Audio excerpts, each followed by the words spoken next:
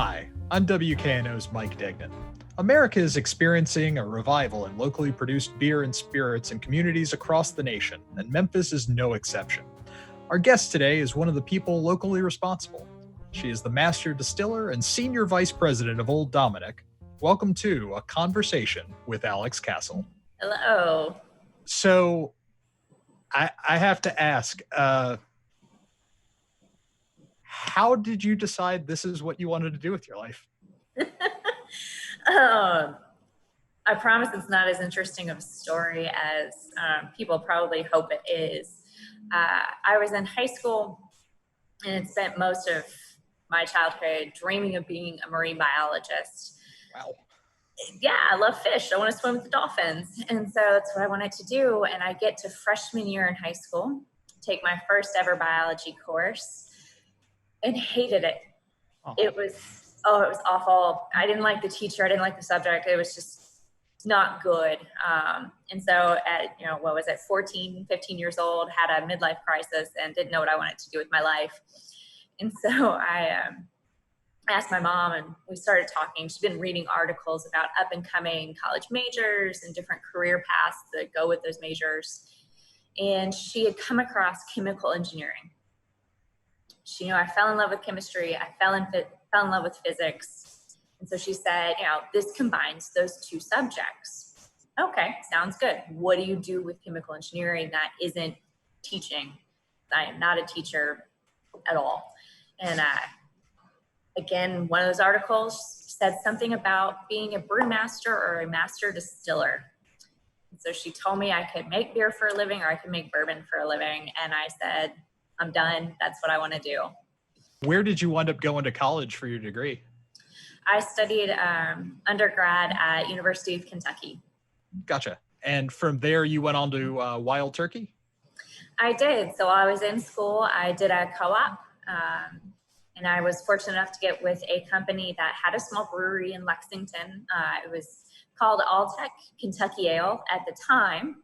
And while I was there, they actually installed pot stills and opened up a distillery. Wow. So that's really where I got my start. Nowadays, it's called Town Branch. So kind of got my start there and then graduated, spent a year making laundry detergents, and then managed to get back in the industry at Wild Turkey. I guess that all fits under chemical engineering, but I never would have thought laundry detergent. Same kind of process, as crazy as that sounds. I'm no good at chemistry, so I'll just accept that it's probably all too difficult for me. Okay, so how long were you with Wild Turkey? I was there for right at 4 years. Wow. I spent the entire time in the production department. I started as the youngest supervisor there, newest supervisor there. And by the time I left, I was the most senior supervisor outside of the maintenance department. So I was responsible for all of production, which included grains receiving all the way through distillation. I didn't do anything with barrels or even bottling, but basically for 4 years ran production.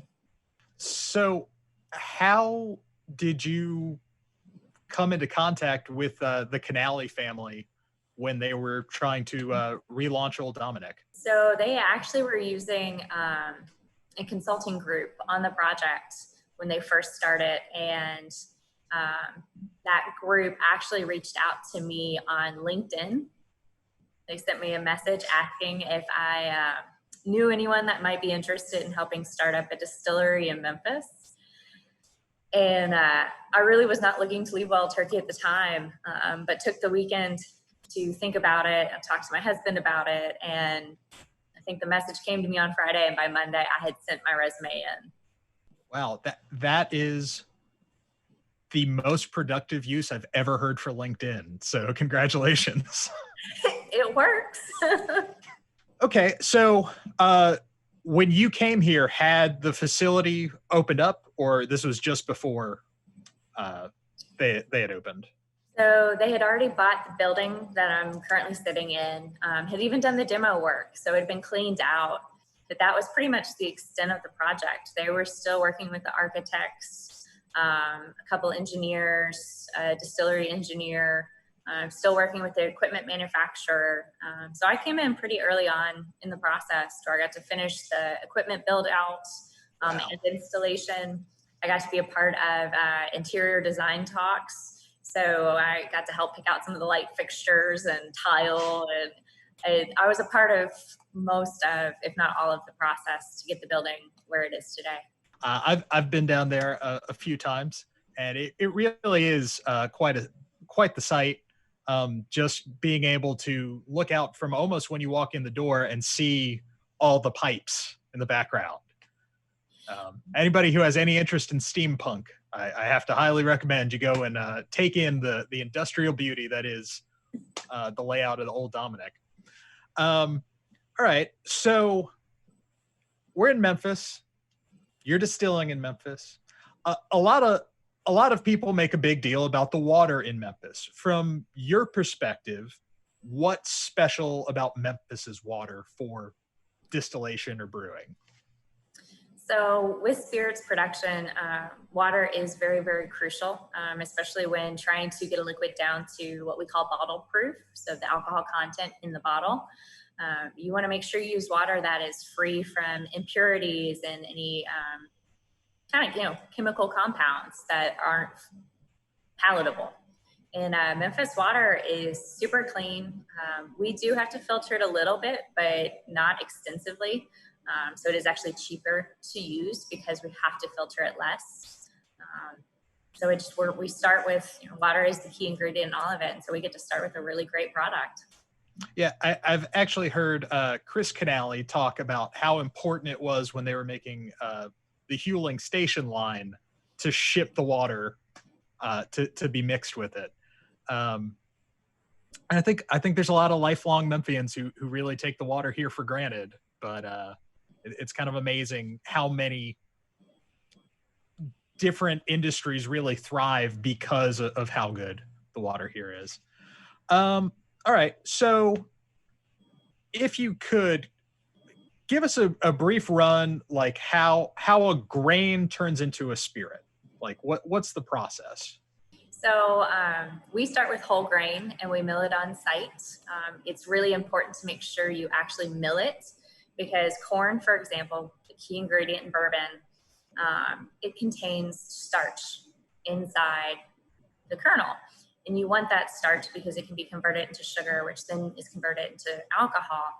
Well, corn is a very hard exterior. So to get to that starch, you have to mill it. You have to break it up. So we send all of our grain through what's called a roller mill, and it's able to take those whole kernels, those whole pieces of grain, and grind all of them up to basically a meal or a flour. And we're able to control that on site. We're able to, how fine of a powder, we're able to control all of that. And so all of that grain goes into what's called a cooker, where we combine it with water.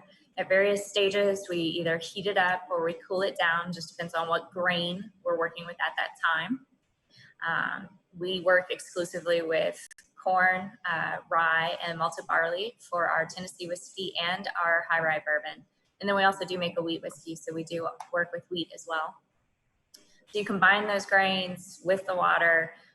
By the end of it, you have just kind of a meal, a mash, kind of oatmeal, kind of porridge, and we add yeast to it and then transfer it to a fermenter. At that point, all of the starches have been converted to sugars, and that yeast is going to just try to eat up all of the sugar that's present. And what's going to happen there is as it consumes sugar, the yeast is going to then produce alcohol, heat, and carbon dioxide. And so hopefully the CO2 goes away on its own, the heat will dissipate on its own. So in the end, we end up with alcohol. And that's usually a 3 to 5 day fermentation period for us. And at the end of that period, we then send it over to our distillation system. Our distillation system is a two-piece system, basically. It starts with what we call the beer still. And it's just a column still. And it's got multiple plates. Ours has over 20 plates in it. And what happens in that is the distiller's beer at this point enters at the top of the column, steam enters at the bottom. And as they pass, that steam is going to cause the alcohol and water to evaporate, which will travel to the top of the column. The spent grain, the water continues on down and out of our system. The alcohol vapor that comes out will be condensed back into liquid. At this point, it should be about 120 proof. We send that over to the second piece of that distillation system, and it's just a little pot still that we call a doubler. And it's just allowing us to get more contact with copper, which removes impurities from the liquid, and also gives us a nice boost in alcohol content as well. And so at the end of that distillation, we have 130 proof alcohol. And then from there, we can just add a little bit of water to it to get it to our barrel entry proof, which is 110 proof. And we put it in a barrel, we put it in one of our warehouses and sit patiently for 4 years, 6 years, however long it takes. So you mentioned the barrels. Are you making your barrels on site, or is there a company you're partnered with? So we use Independent Stave Company. They are headquartered out of Kentucky, but all of our barrels actually come from their cooperage in Missouri. And they actually ensure that all of the wood that goes into our barrels is from the West Tennessee region. So we do like to have regional wood used in all of our barrels. The first whiskey that you made in the facility, is that Tennessee whiskey or bourbon? We actually started with Tennessee whiskey. Being a Tennessee distillery, it was important for us to make sure we started off with our home state product. And correct me if I'm wrong. So Tennessee whiskey, it has to be aged in oak barrels for 3 years in order to qualify? So Tennessee whiskey follows pretty much the exact same guidelines as bourbon, with one additional qualification, and that's that it is filtered through sugar maple charcoal before going into the barrel. So one of the misconceptions about bourbon and Tennessee whiskey is that it's required to age a certain amount of time. We don't actually have age requirements. Gotcha. It can age for 2 hours and still technically be called a bourbon. So. Oh, wow. Never would have thought of that. And I don't know, this was always just a fun term. What's the angel's share? So when the whiskey is aging in the barrel, it's typically in a place that's not climate controlled. We don't do climate control. And so as the temperature around the barrel changes, the liquid is going to go in and out of the wood. It's going to evaporate. And so it's that evaporation as it escapes from the barrel, we call that the angel's share.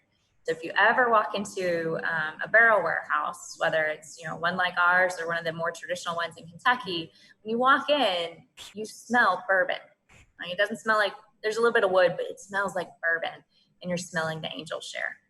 So in my introduction, I mentioned locally made beers. You, Old Dominick, have actually partnered with some of the local breweries and given them some of your barrels to do aging in. And then I saw that you're also taking some of those barrels back and then aging your spirits in them. What does barrel aging do for the alcohol or for the beverage? Let's put it that way. So for the beer, they actually get quite a bit of whiskey flavor from it because there is still bourbon in the wood when we give them the barrels. And so their beer will actually take on the flavor components of the bourbon, as well as give it a little boost in alcohol as well. And then for us, when we take the barrels back, what we get from it is completely dependent on what beer was in it. So similar to when it has bourbon, when they get it, there is still beer left in the barrel, in the wood, when we get the barrel back. And so one of the barrels we took back happened to be an oatmeal raisin cookie beer. Wow. And we put bourbon in that barrel. And it very much picked up on all of the flavors that were in that beer. So you had some vanilla, you had some brown sugar, some raisin even, to where we ended up with an oatmeal raisin cookie bourbon in the end. So over the last 20 or so years, Memphis has had kind of a culinary renaissance, a lot of independent local restaurants. And then from there, we started getting the local breweries, and your Old Dominick kind of fits into that scope, being a local distillery. And clearly there's a lot of interactivity between restaurants, local breweries, local distillery. What's it like from your perspective to be a part of that? I love food and beer, so being a part of any industry that puts me in close contact with them is fantastic. And I'm thrilled at how much of that local scene Memphis really has. Where I come from, we don't have a whole lot of local restaurants. It's mostly chains. So to be able to get into the industry in a place with so many locally owned places, it's a lot of fun because they appear to be more receptive to wanting to work with us. The bartenders want to come and help out with events. And so there is a lot of collaboration that happens behind the scenes that most people probably don't see when it's time for us to have cocktails on a menu, or even some of the cocktails we serve at our own events. They aren't necessarily created by us. They're created by people in the community. To pivot from that, I know that you partnered with some of the other local groups for the Raise Spirits campaign to benefit some of the hospitality workers who have had their jobs affected by the COVID outbreak. Is that just part of your understanding of being part of that ecosystem and wanting to support it? That definitely stemmed from our reliance on the hospitality industry. We're nothing without our bars and restaurants. They are our biggest advocates. And so when the pandemic hit and all of them ended up having to shutter their doors, most of them were furloughed, some of them possibly even permanently so, the least we could do was help out the people that helped us for the last 3 years. And in addition to that, another way that you've been helping out is you were actually producing the alcohol for hand sanitizer. Is that correct?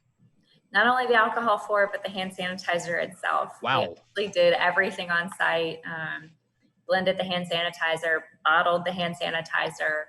It was all hands on deck for a solid 2 weeks because we bottled and labeled just shy of 10,000 4-ounce bottles for the county, and then also did some additional half-gallon jugs that we were able to donate to places like the YMCA and fire departments and police departments. Wow, that seemed to happen so early in all this. Did the state contact you? How did that come about?